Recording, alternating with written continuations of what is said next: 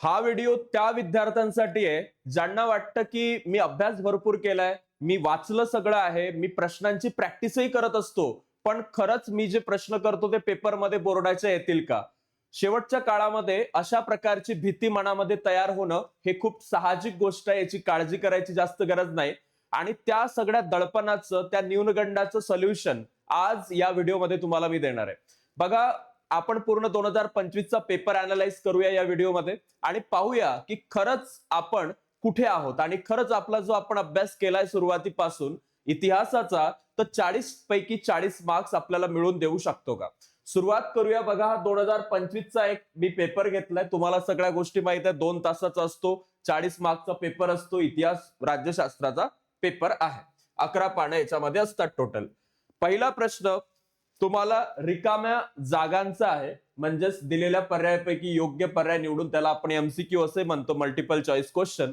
आणि याच्यामध्ये किती रिकामी जागा म्हणजे किती आपल्याला एमसीक्यू दिलेले आहेत? टोटल 3 दिलेले आहेत आणि ते एक एक मार्कासाठी आहेत. ओके, म्हणजे 3 मार्क तुम्हाला इथं मिळतात.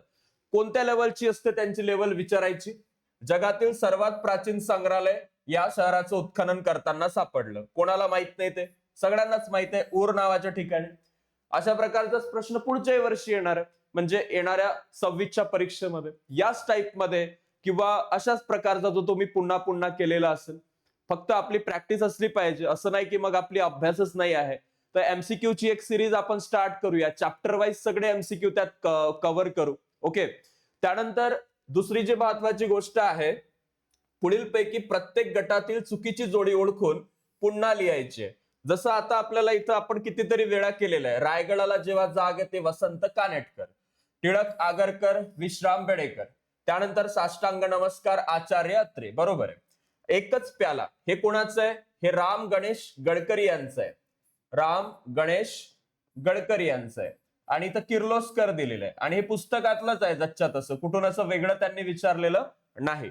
अशा प्रकारचे किती येतात? अशा प्रकारचे 3 आपल्याला येतात की ज्यामध्ये जोड्या लावलेल्या असतात आणि एक जोडी चुकीची असते. अशा 3 आपल्याला विचारतात आणि ज्या तुमच्या पुस्तकात आहेत त्याच विचारतात, ते कुठूनही बाहेरचा सोर्स घेत नाही.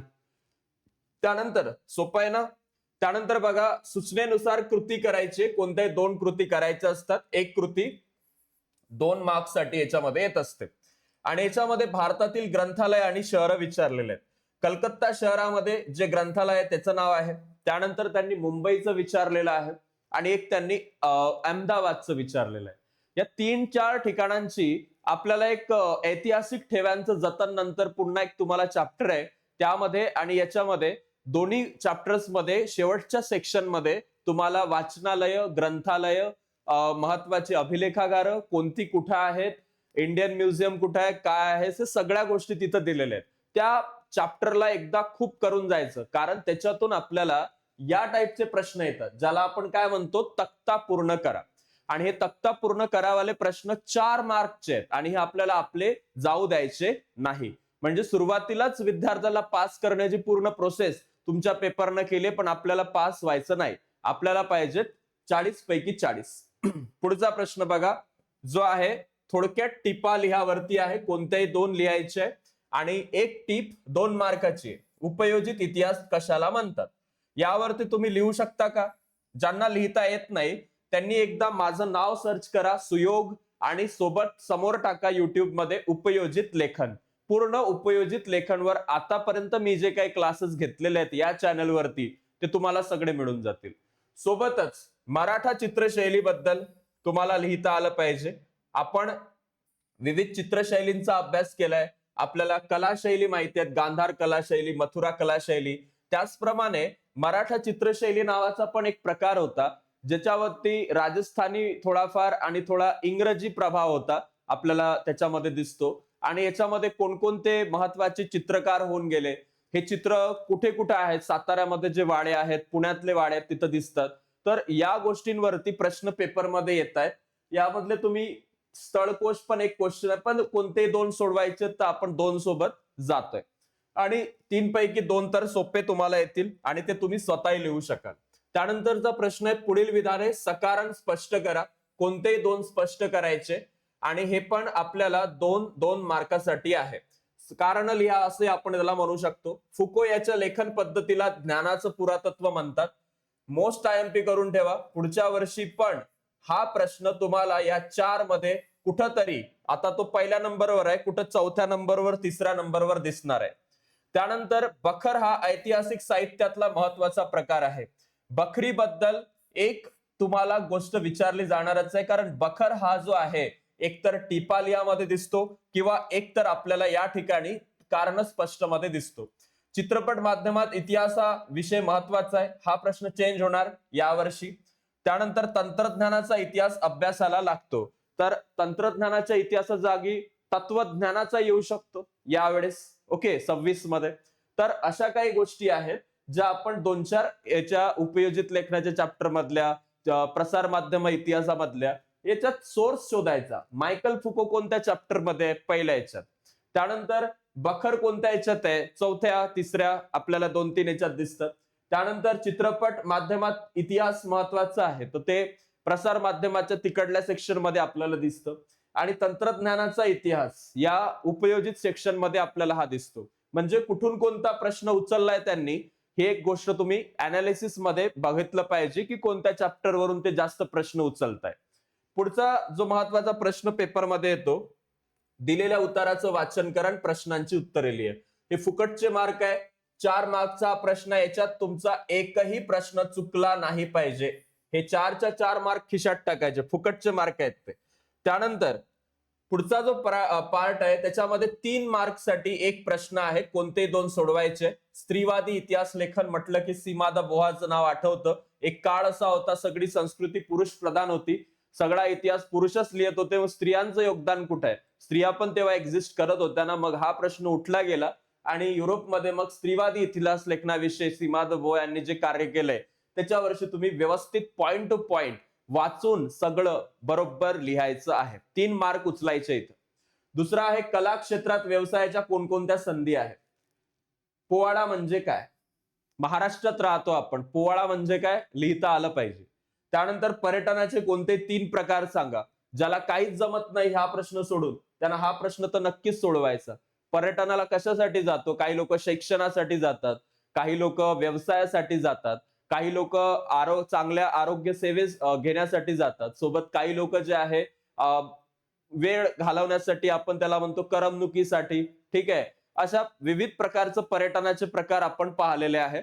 त्यातले 3 तुम्हाला डिटेलमध्ये लिहायचे. 3-3 मार्कासाठी. किती सोपं वाटतंय ना? 40 मार्क. कुठपर्यंत आलेत तुमचे मार्क? घेतले का 30-35 आतापर्यंत? चला, आता आपण आलोय राज्यशास्त्रामध्ये. महाराष्ट्रात स्थानिक शासन संस्थांमध्ये महिलांसाठी किती जागा राखीव आहेत? 50% जागा. पुढचा प्रश्न बघा. आता इथं आहे चुक्की बरोबर आहे ते व्यवस्थित करून जायचं. कुठून कुठून प्रश्न आले? आघाडीचे, माहितीचा अधिकार, विशिष्ट प्रश्न, निवडणूक आयोगाविषयी प्रश्न आहे. तर याच्यामध्ये कोणतं चुकीचं आहे, कोणतं बरोबर आहे ते पहिल्यांदा समजलं पाहिजे. जसं इथं दिलंय, विशिष्ट प्रसंगी निवडणूक आयोग एखाद्या मतदारसंघात पुन्हा निवडणुका घेतात. बरोबर आहे, घेतातच. एखाद्या वेळेस जेव्हा जो शासनकर्ता आहे किंवा एखादा मुख्यमंत्री, सरपंच याचं जर काही निधन झालं, पोटनिवडणुका वगैरे त्या भागात घेतल्या जातात. एखाद्या ठिकाणी बहुमत चाललं जातं. जेव्हा ते गठबंधनवालं सरकार जे आहे ते त्या प्रकारचं सरकार जर बनलं, त्याच्यातल्या लोकांनी जर त्याच्यातून हे केलं, आघाडीच्या सरकारामधून ते बाहेर जर लोक पडले, तर सरकार कोसळतं आणि पुन्हा मग निवडणुका घ्याव्या लागतात. बरोबर आहे ते. पुढचं काय आहे? माहितीच्या अधिकारामुळे शासनाच्या कारभारातील गोपनीयता वाढली आहे. चुकीचं आहे, गोपनीयता कमी झाली आहे ना. तर अशा प्रकारे का कमी झाली, कशासाठी केलं होतं हे, ह्या सगळ्या गोष्टी त्यात टाकायच्या. तुमचे कुठंच मार्क त्यानंतर जात नाहीत. 2-2 मार्काला विचारलंय. पुढं संकल्पना स्पष्ट करायच्या. अल्पसंख्याक विषयक तरतुदी, कामगार चळवळ काय आहे, हे याच्यात नारायण मेधाजी लोखंडे यांचं नाव आलं पाहिजे.